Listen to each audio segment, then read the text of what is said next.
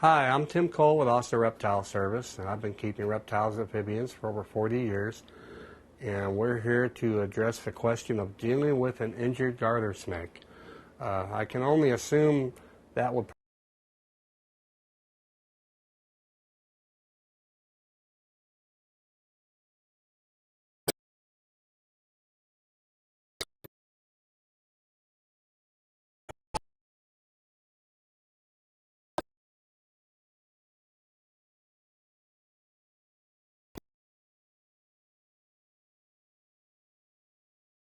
dry cage on newspaper or paper towels, give them a place to hide, and a water bowl they can get into.